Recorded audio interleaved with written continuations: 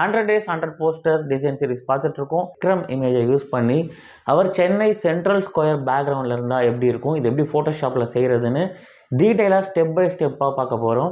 So Kamal sir அவரை மட்டும் நம்ம தனியாக செலக்ட் பண்ணி கட் பண்ணி நம்ம எடுக்கணும். கமல் அவருடைய பிக்சர் பார்த்தீங்கன்னா ஏற்கனவே எடிட் பண்ணப்பட்ட பிக்சர். அதுக்கும் நம்மளுடைய பேக்ரவுண்டில் இருக்க பிக்சருக்கும் கொஞ்சம் கலர் வேரியேஷன் இருக்குது. இது சரி பண்ணுறதுக்கு நம்ம பேக்ரவுண்ட் பிக்சருக்கு ஒரு அட்ஜஸ்ட்மெண்ட் லேயரில் ஃபோட்டோ ஃபில்டர் ஆட் பண்ணுறேன். தீமெட்டிக்காக ஒரு ஆட்டோ ஒரு ஹோல்ட் பண்ணி கால் அது மேலே வச்சிருக்க மாதிரி இருந்தால் நல்லாயிருக்கும். பார்த்தீங்கன்னா ஒரு ஆட்டோ டர்ன் ஆகி போகிற மாதிரி ஒரு ஃபுட்டேஜ் இருக்குது. ஸோ அந்த ஆட்டோவை மட்டும் நான் ஸ்க்ரீன்ஷாட் எடுத்து பப்பட் வார்ப்பில் பின் வரும்.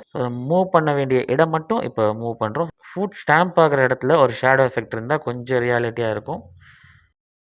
இந்த இமேஜ் ஓகே. இதில் கொஞ்சம் எஃபெக்ட்ஸ் கொஞ்சம் சேர்த்தா நல்லாயிருக்கும். உதாரணத்துக்கு கொஞ்சம் டஸ்ட் பார்ட்டிகல்ஸோ ஸ்மோக்கோ கொடுத்தோம்னா நம்ம வெறும் ஃபோட்டோஷாப் ஒர்க்காக அப்படியே நம்ம எடுத்து இதை வச்சுருக்கோம் ஒரு லேயரில் அப்படின்ற மாதிரி இல்லாமல் கொஞ்சம் இந்த மாதிரி எஃபெக்ட் சேர்க்கும்போது இன்னும் கொஞ்சம் ரியலிஸ்டிக் க்ளோஸராக நம்ம மூவ் பண்ணலான்னு நினைக்கிறேன்.